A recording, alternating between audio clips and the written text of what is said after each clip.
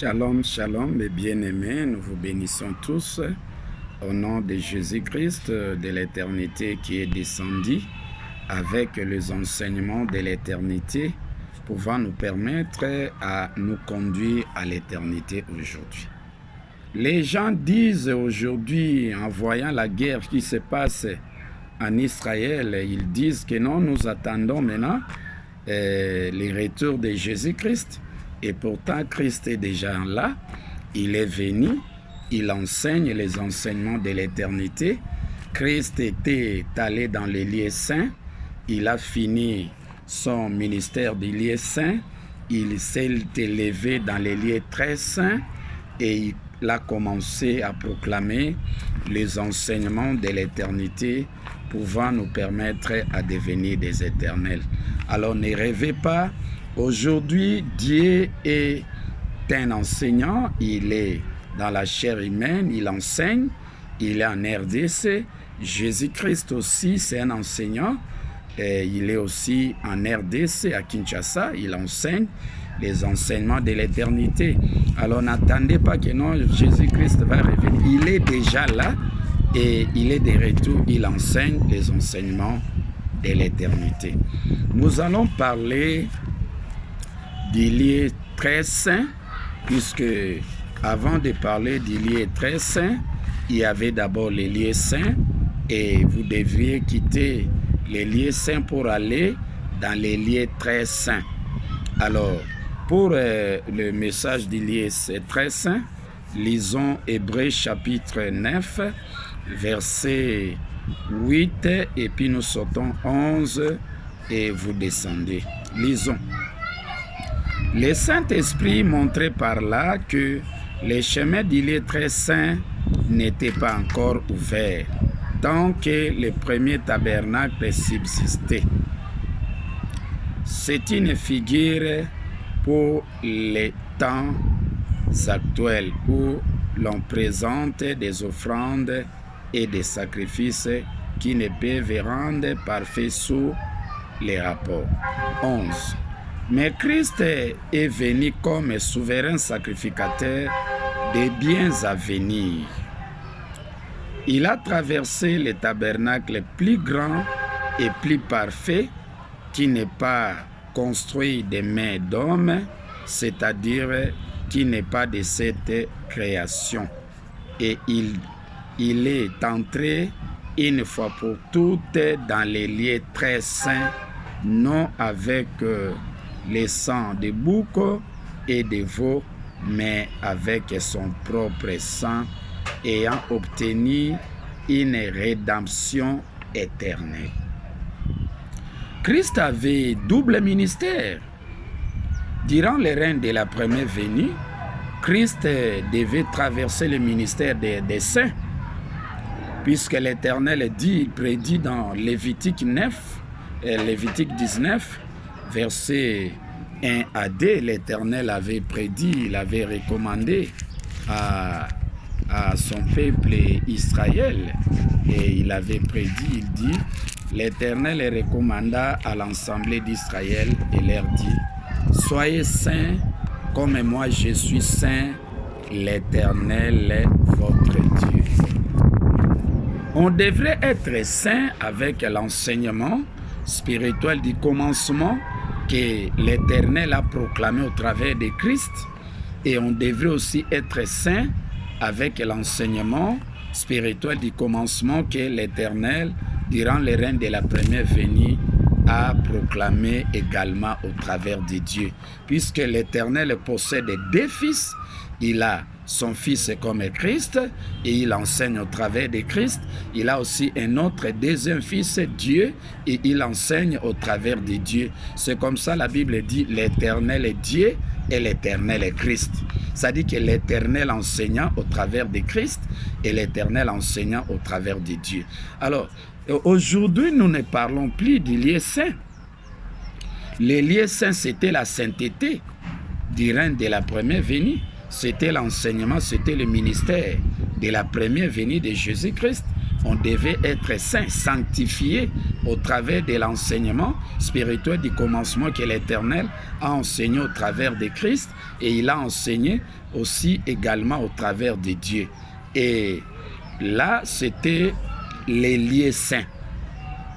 C'était cet enseignement que l'Éternel avait révélé durant les règnes de la première venue à Christ là pendant 1000 ans. Et les jugements derniers que Dieu a enseignés là, c'était toujours les lieux saints, de la part de Dieu, de la part de Christ, de la part de Dieu, puisque l'Éternel a scindé son enseignement en 2 parties.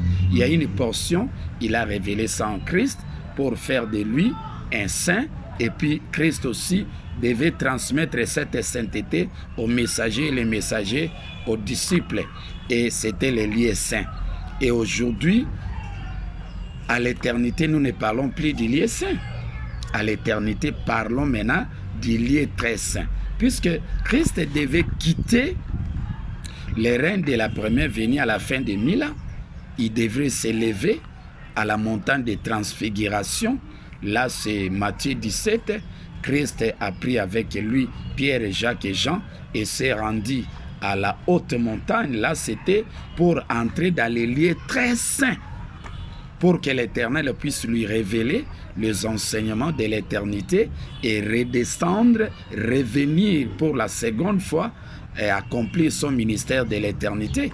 Et aujourd'hui, tout ce que vous voyez, les guerres qui se passent dans le Moyen-Orient et non Israël, et non, et nous attendons que Christ va apparaître. Christ est déjà revenu. Et Christ est en RDC. Il enseigne maintenant même là les enseignements de l'éternité.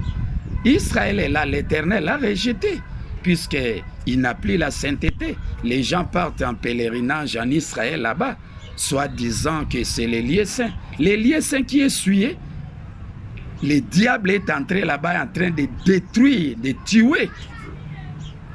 Les Israélites là et sont égarés maintenant. L'Éternel les a quittés. Maintenant, l'Éternel a visité RDC. Dieu est congolais, Christ est congolais.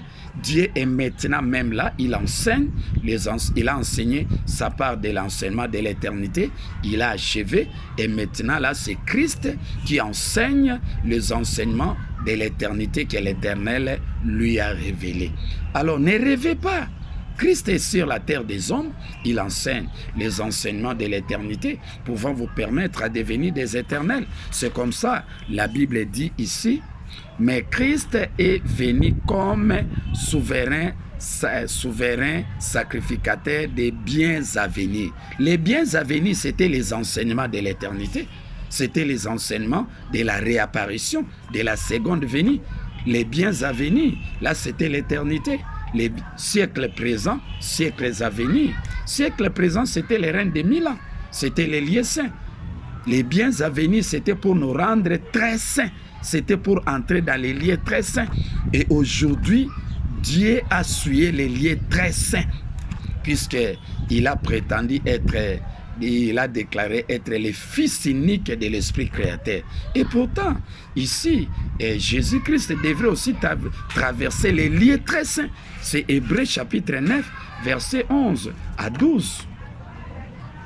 Et il est entré une fois pour toutes dans les lieux très saints. Les lieux très saints, c'est les enseignements de l'éternité. Et aujourd'hui, Christ est revenu avec les enseignements du lieu très saint pour faire de nous des personnes très saintes et nous conduire maintenant à l'éternité. Mais si vous voyez la manifestation dans la nature, dans le Moyen-Orient, Israël en train de tuer nos frères de la Palestine, là c'est la manifestation, puisqu'Israël c'est Jacob. Jacob c'est Dieu. Là on montre dans la nature comment Dieu a détruit l'œuvre de son frère, Christ. Dieu a effacé l'œuvre de Christ. Il a anéanti et il a prétendu dire que non, il demeure le fils unique de l'Esprit créateur. Et si vous parlez des deux oins, expliquez-nous les deux oins aujourd'hui. Les deux oins, on ne parle que de Christ et de Dieu. C'est l'Éternel qui les a oints. L'Éternel a scindé son enseignement de l'éternité en deux parties. Il a révélé une part à Christ Christ a commencé le ministère de la première venue et Dieu a achevé le ministère de la première venue, les lieux saints. Mais les lieux très saints, c'est Dieu qui a introduit les enseignements de l'éternité. Et aujourd'hui, c'est Christ qui vient achever avec le ministère du lieu très saint. C'est comme ça, ça fait de Christ l'enseignant plus spirituel par rapport à Dieu, puisque durant les règnes de la première venue, c'était Dieu qui était plus grand dans les lieux saints. Mais dans les lieux très saints, c'est Christ qui demeure l'enseignant plus spirituel par rapport à Dieu. Et Christ demeure le meilleur enseignant, c'est puisque c'est lui qui clôture. Alors, nous vous invitons à quitter les lieux saints pour entrer maintenant dans les lieux très saints. Et l'abomination était entrée dans les lieux saints, et c'est comme ça que Christ a quitté les lieux saints. Il s'est élevé pour entrer dans les lieux très saints. Mais si vous voyez l'enseignement que Dieu a introduit à l'éternité, l'enseignement des lieux très saints de la part de Dieu à l'éternité, nous voyons des suivis. Nous voyons l'accomplissement de Matthieu 24:15.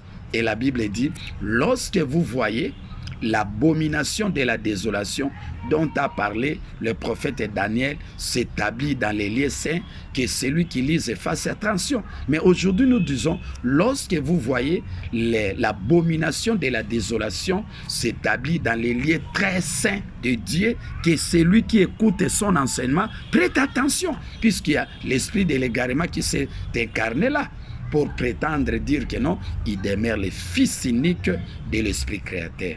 Alors, cela n'existe pas. L'esprit créateur, l'éternel, ne possède que des fils, des anges, des oins, des femmes sages. C'est Christ et Dieu. À l'éternité, là, on ne connaît personne. On ne connaît que des prédicateurs. On ne connaît qu'il n'y a que Gabriel, il n'y a que Michael. À part Gabriel, Gabriel c'est Christ. Michael c'est Dieu. Durant les règnes de la première venue, c'était Michael qui était le plus grand. Mais à l'éternité, c'est Gabriel qui demeure le plus grand.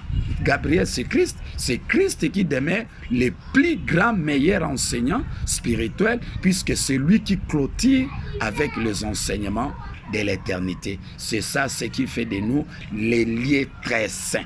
Alors, aujourd'hui, vous devez quitter les règnes de la première venue, c'était les lieux saints, pour aller accéder dans les lieux très saints, écouter les enseignements de l'éternité et entrer librement à l'éternité. Si vous voulez rester seulement avec les enseignements du lieu saint, vous n'accédez pas aux enseignements du lieu très saint que Christ de l'éternité est revenu pour enseigner, pouvant vous permettre à devenir des éternels, retournant à l'éternité. Sachez-le, bien-aimés, que la porte de l'éternité sera fermée pour vous.